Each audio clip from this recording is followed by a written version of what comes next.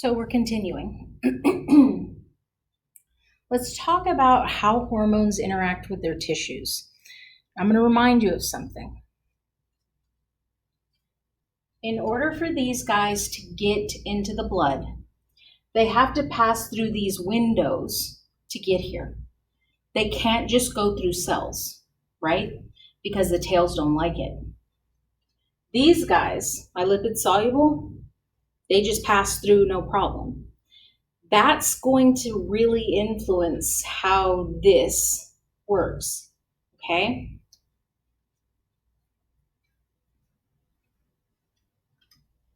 So, hormones can also be called ligands. I know this is probably going to make some people motion sick, but I'm going to scoot this direction. Sorry.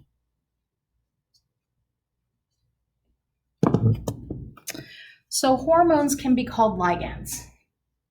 It's just a generic way of saying something that binds to a binding site, okay? So here's a receptor.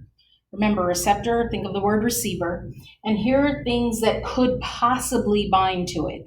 These would be called, in generic terms, a ligand.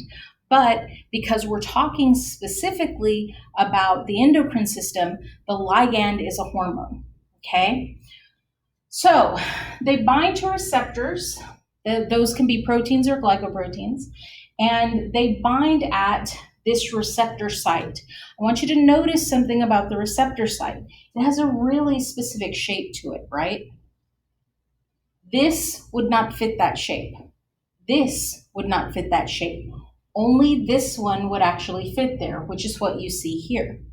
So the binding site, this little area here, actually has chemical characteristics that only allow something specific to bind. It's like having a key to a door. If you've got a key to a door and that door, and that door doesn't have the right lock, that key's not going to work. When I used to have a smart car years ago, the key looks like a big cube. It doesn't look like a regular car key. So if I were to take that and try and get into a Chevy or a Ford or a Saturn or a Nissan, it wouldn't have worked, okay? Specificity.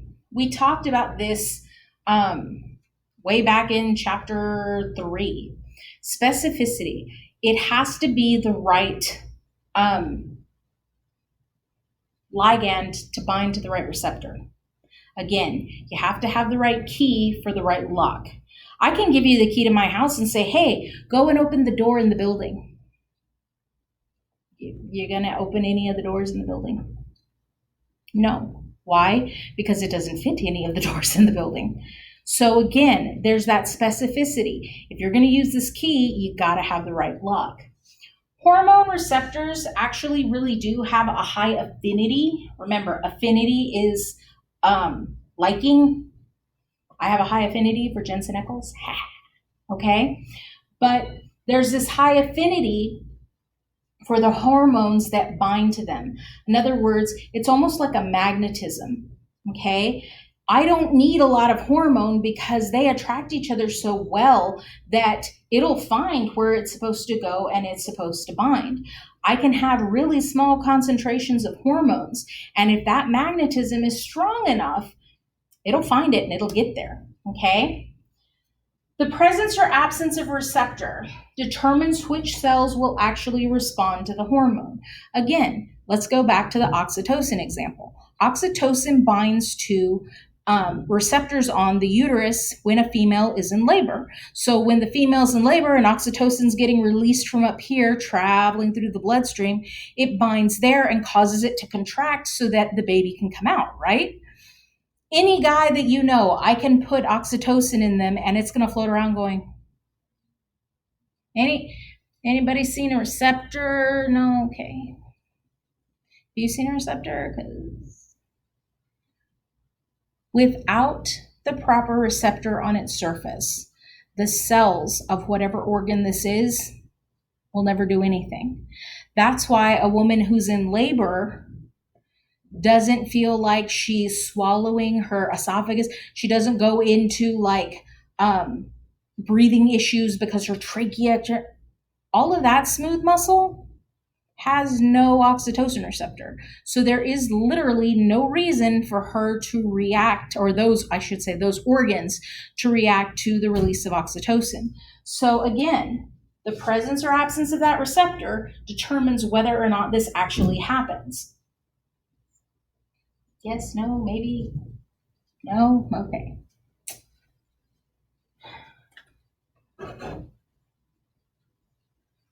Okay, so taking advantage of drugs. I know you're probably going, what? Okay, I shouldn't say drugs. Taking advantage of hormones to make drugs. So drugs can be designed really specifically to have a really similar structure to something that naturally occurs in the body. Insulin's a really good example of this. Most insulin that is sold, not all, but most insulin that is sold is man-made. We figured out what insulin looked like in a human, and we chemically made it. Now you can go and you can purchase insulin and it works. Back in the day, before we could do this, there was a problem because we got insulin from pigs. Pig insulin is very close to what humans use, but it's not exact. So some people were allergic to it. Now, mind you, imagine being somebody who's diabetic and you have to have insulin, and the one thing that they have that they can give you, your body doesn't like. Yeah, you run into issues. So when we were able to kind of copy what human insulin looked like to make human insulin, it kind of helped to reduce the amount of people that were experiencing that. Is it completely perfect? No, it isn't. There are still people who are allergic to synthetic insulin too, and they actually do have to use the pig insulin. But for the scientific community, for the medical community, this really helped. Now, when you're designing medications, you kind of have two options. You can design something called an agonist, or you can design something called an antagonist. So an agonist, it's a chemical that basically will bond to a receptor and activate it. So insulin, the synthetic insulin, is an example of this because you use it so that it acts exactly like insulin. It acts like the same thing. So when it binds, you get a reaction. Fantastic. Now, an antagonist. If you've had any English courses, it's the bad guy, right?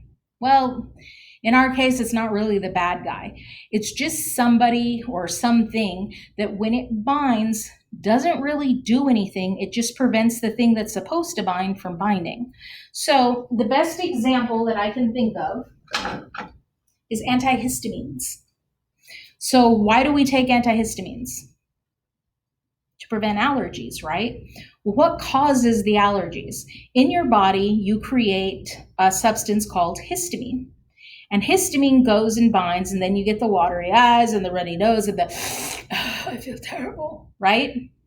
Okay, antihistamines bind to the exact same receptor, but they don't cause the reaction. All they do is they bind. Histamine comes around, they go, mine. Histamine's like, could I, but I really want to. Meanwhile, antihistamine's like, it's mine. You don't get it. So an agonist blocks the receptor. Doesn't do anything. It doesn't cause a reaction. It literally just blocks it so that the thing that would cause the reaction can't. So somebody goes into, let's say they get, stung by a bee. They go and they take Benadryl.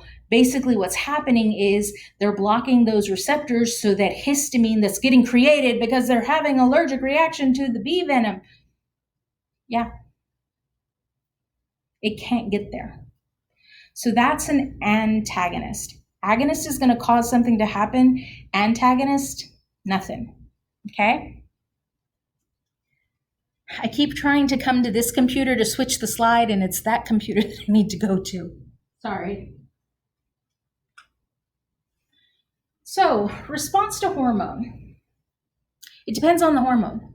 It can be constant or it can be variable. Like I said, it depends on the hormone. Some have that, okay, it's always at this level. Others, it just kind of depends on which hormone you've got. But something that is kind of interesting is reactions can decrease rapidly over time. If you've got a hormone whose reaction should be, it works for about 10 minutes and then it stops, and you keep putting it in and putting it in and putting it in, eventually something happens called fatigue. The target cells, for some reason, that are only supposed to react for a short period of time, stop reacting. So, fatigue, let's talk about that real quick. You've got kind of two ways that fatigue can happen, two ways that, excuse me, that you can see either kind of no response or a really hyper response. So let's talk downregulation first. Downregulation means that the number of receptors on the surface of your cell start to go away. So if you look, when I started, I had quite a few, right? But then as time went on, look at the number. It's getting lower and it's getting lower. Tissues that downregulate are usually the ones that are designed to respond short term. It's supposed to respond for 10 minutes, and yet you've been doing this for 2 days now. Okay? Tissues that respond to constant levels of hormones don't ever do this because they're used to, oh yeah, I'm supposed to respond every, hour of every day. But if you're supposed to have that 10-minute response and then it's supposed to stop, yeah, you see this. Now, upregulation. This is a periodic increase in the sensitivity of some cells to hormones. That is actually a result of increasing. I tried to do that earlier and it didn't work. Now it works. Of course it does.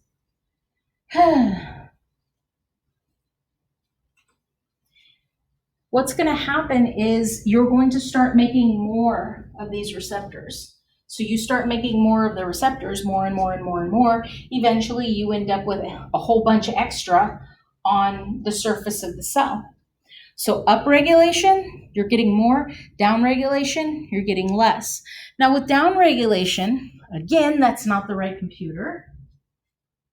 I know you guys are laughing and that's okay because so am I.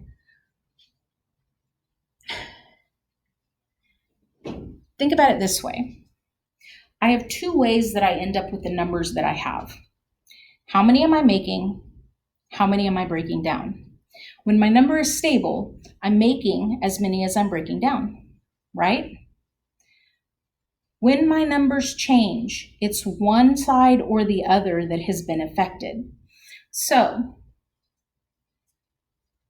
let's say that I have 100 receptors on my cell membrane, okay? And that's how many there are supposed to be, right? So every day I break down 20 and I make 20. So I've got this turnover of 20 and 20, right? Well, what happens if I'm breaking down 20, but I'm making 15? Now, I'm not going to immediately see no receptors are present, but as time goes on, that number would get smaller and smaller because I'm not making as many as I'm breaking down. Now, the opposite end of that, again, making 20, breaking down 20, right? That's the normal. If instead I'm making 20 and I'm breaking down 25, again, there's an imbalance there. So eventually you would see the receptors on the membrane start to decrease in number because in that state, I'm not in balance anymore. I'm not in homeostasis anymore. Okay, I'm going to stop there because I don't know what that dingy thing was.